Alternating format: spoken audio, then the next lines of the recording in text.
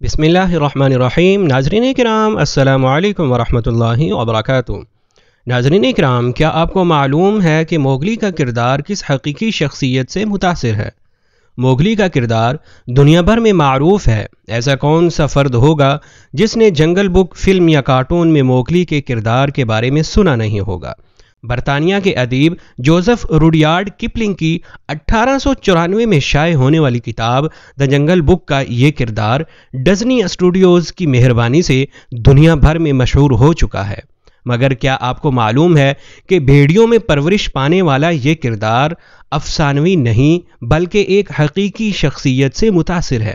اس شخصیت کی کہانی کافی دلچسپ ہے، جو 19ویں صدی کی ہے۔ دینا سنیچر نامی یہ فرد 1860 کی دہائی کے شروع میں پیدا ہوا تھا اور شکاریوں کے ایک گروپ نے اسے فروری 1867 میں ریاست اتر پردیش میں بھیڑیوں کی ایک غار میں دریافت کیا تھا۔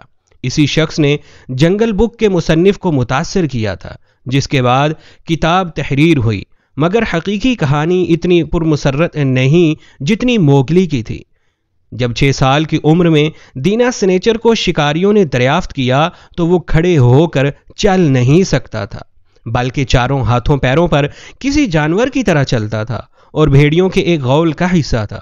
شکاریوں نے اسے بھیڑیوں کے ساتھ غار میں جاتے دیکھا تو انہیں شدید دھچکا لگا اور وہ دہشت زدہ بھی ہو گئے، مگر اس پراسرار بچے نے ان کا تجسس بھی بڑھا دیا تھا، تو انہوں نے اس تک پہنچنے کا فیصلہ کیا اور پہلے تو غار کے سامنے آگ بھڑکا کر بھیڑیوں اور بچے کو باہر نکالا۔ اس کے بعد وہ شکاری بھیڑیوں کو مار کر بچے کو اپنے ساتھ لے گئے۔ اس بچے کو ایک یتیم خانے میں پہنچایا گیا اور اس کا نام سنیچر یعنی ہفتے کا دن رکھا گیا، کیونکہ وہ اس دن یتیم خانے میں پہنچا تھا۔ وہاں اس بچے کو متعدد مشکلات کا سامنا ہوا، کیونکہ اسے انسانی زندگی کے بارے میں کچھ علم نہیں تھا۔ یتیم خانے کے عہدیدار تو اسے پاگل سمجھے تھے، مگر پھر بھی کسی حد تک اس کی جانب سے فراست کا مظاہرہ کیا جاتا تھا، مگر وہ کبھی بولنا سیکھ نہیں سکا۔ یتیم خانے میں متعدد افراد نے کوشش کی، مگر وہ کبھی بولنے، پڑھنے یا لکھنے کے قابل نہیں ہو سکا۔ اس کی بجائے وہ دیگر افراد سے بات چیت جانوروں کی آواز میں کرتا تھا اور چاروں ہاتھوں پیروں پر چلتا تھا۔ البتہ چند سال وہاں گزارنے کے بعد اس نے انسانوں کی طرح چلنا سیکھ لیا، مگر پھر بھی اسے کپڑے پہننے میں مشکلات کا سامنا ہوتا تھا۔ جب وہ یتیم خانے میں پہنچا تھا تو اس نے پکے ہوئے گوشت کو کھانے سے انکار کر دیا تھا، جبکہ اپنے دانتوں کو ہڈیوں سے تیز کرتا رہتا تھا۔ دلچسپ بات یہ ہے کہ تمام تر باتوں کے باوجود وہ ایک دوست بنانے میں کامیاب ہو گیا، اور وہ بھی ایک ایسا بچہ تھا جو جانوروں کے ساتھ پلا بڑھا تھا۔ ممکنہ طور پر اسی وجہ سے وہ ایک دوسرے کے قریب بھی آئے۔ انسانوں کے ساتھ 10 سال رہنے کے بعد بھی دینا سنیچر بہت زیادہ خوف زدہ رہتا تھا اور اس کا قد محض 5 فٹ کا تھا، جبکہ دانت بہت بڑے تھے۔ لوگوں کے خیال میں اپنے بچپن کا بڑا حصہ بھیڑیوں کے ساتھ گزارنے کی وجہ سے وہ انسانوں میں خود کو کسی ایلین جیسا سمجھتا تھا، جسے زبردستی گھر سے الگ کر دیا گیا ہو۔ دینا سنیچر نے بہت کم انسانی عادات کو اپنایا تھا اور ان میں سے ایک کی وجہ سے ہی وہ ہلاک ہوا، اور وہ عادت تھی تمباکو نوشی۔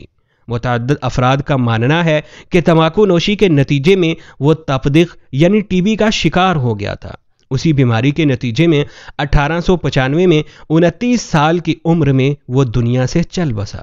اسی کہانی سے متاثر ہو کر جوزف روڈیارڈ کپلنگ نے اپنی مشہور زمانہ کتاب تحریر کی، مگر انہوں نے کبھی واضح طور پر یہ تسلیم نہیں کیا کہ موغلی کا کردار دینا سنیچر سے متاثر تھا، مگر کہانی کے کچھ حصے بالکل ویسے ہی ہیں جیسے دینا کی زندگی میں نظر آئے۔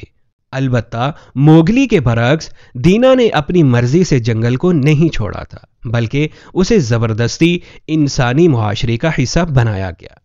سامعین محترم، امید ہے کہ آپ کو ہماری یہ ویڈیو پسند آئی ہوگی۔ ہماری ویڈیو کو لائک کریں، شیئر کریں اور ہمارے چینل کو سبسکرائب کریں۔ آپ سے پھر اگلی ویڈیو میں ملاقات ہوگی، تب تک کے لیے ہمیں اجازت دیجیے۔ اللہ حافظ۔